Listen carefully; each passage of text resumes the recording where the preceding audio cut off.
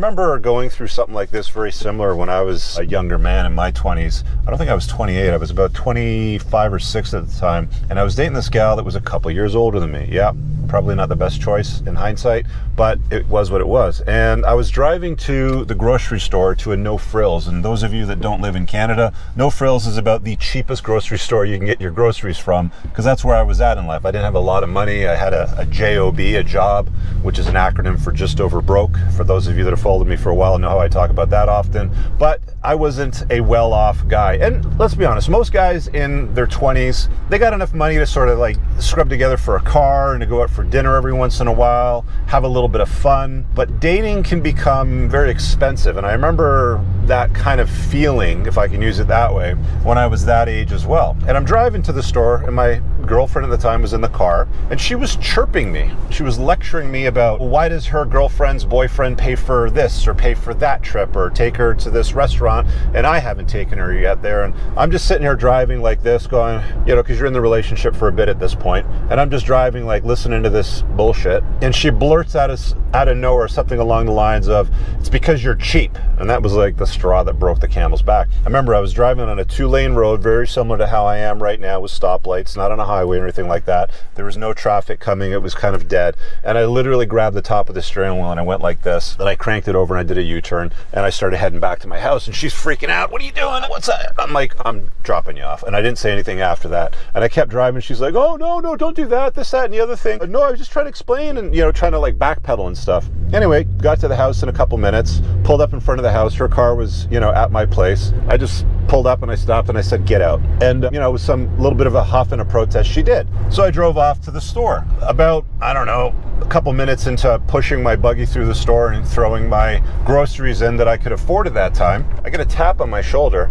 and I turn around and it's her. I'm so sorry, I shouldn't have said that, I shouldn't have done that, blah, blah, blah. Anyway, the point of the story is you're going to get yourself in this type of situation as a younger man. It's been said many, many times, guys, that you can do anything that you want to a woman except bore her. Literally, I have seen situations where a guy has banged her best friend and he'll get away with it and she'll look the other way. She's not going to like it, but she'll get over it and move past it because she's not bored. There's some excitement in that relationship. Now, I mentioned in my post when I shared that on social media, ask Chad Tyrone and the Skittles guy what they're paying for sexual access to this woman. Again, you know, men and women are different, right? Women will exchange resources. Somebody mentioned in the comments there, he's in it for the relationship, she's in it as a business. And there's some truth to that. I mean, women will only stay around so long as there's an exchange of resources, entertainment, over the long term. But over the short term, women will give it away for free to a guy that she's enthusiastic about, to a guy that she's interested in, to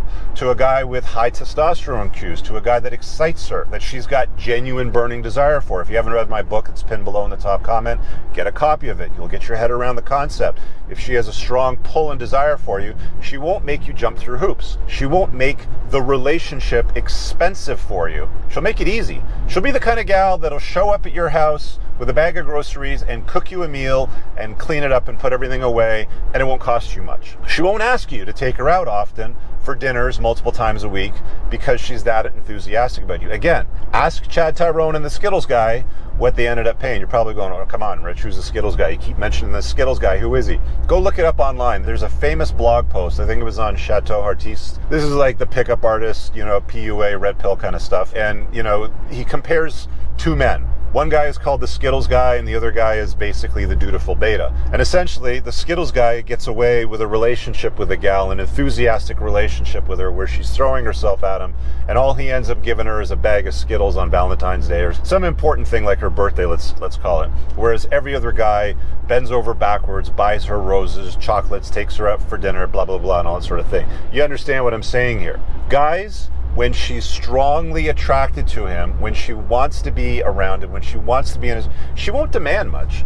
She won't demand trips, dinners, going out, aqua parks like he says, or, you know, weekends away in rural areas. You know, women love these Airbnb type of, you know, situations. They'll go looking on these sites for these weird like yurts or a tree house with a hot tub or a tiny house or something like that. Some of these, experiences, and guys will placate it because they're like, oh, I can have some sex, or they might have roommates or something like that, and it's easier for them to interest her, to, make the experience more exciting for her if it's like something like that. And they'll pay for it. I remember doing the same thing too. Look, at the end of the day, guys, if you're attracted to a woman, if you're romantically enthusiastic about her, and especially if you love her, you'll do pretty much anything to try to make her happy, especially when you're a young man. But the thing that you have to understand as a young man, and even some older guys haven't figured this out just yet, I'm spelling it out for you right now, but the thing that you have to understand is that you don't need to blow a whole lot of money on a woman if she's got a strong attraction to you. That's what it boils down to. The more attractive you are, the less you will pay. It's a fact of life. The more attractive she finds you, the less it'll cost you to be intimate with her. The less it'll cost you for sexual intimacy with her. She'll give it away for free. That's why when women go to the nightclub, do the salsa dancing thing or whatever happens to be, they'll end up sleeping with a guy in the bathroom an hour after she met him. It didn't cost that guy anything because he was the Skittles guy, like as an example. You see what I'm saying here? If you find yourself in a position where you're finding a relationship incredibly expensive, you might want to use some of that money on yourself. You might be a little bit overweight. Maybe a gym membership would be a better use of your money than throwing it at women for their love and attention. You might be incompetent. You may not be capable of combat. Be lethal. Women love a combat-ready man, a man that's lethal. Maybe spend some of that money on a dojo. You might not be exceptionally wealthy. Maybe you're stuck in a 9-to-5 grind where, you go and do all this work and next year you get a 2.5% raise. There's other things out there. There's other ways to make more money, right? Entrepreneurship is my chosen path.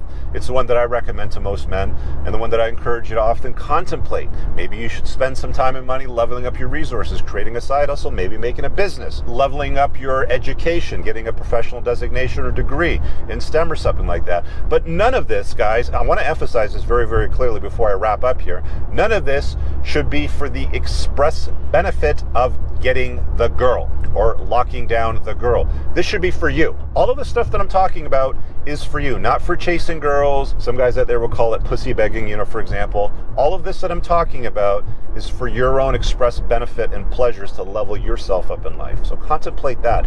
And that's why many men find themselves in a position where it's like, why is having a girlfriend so damn expensive?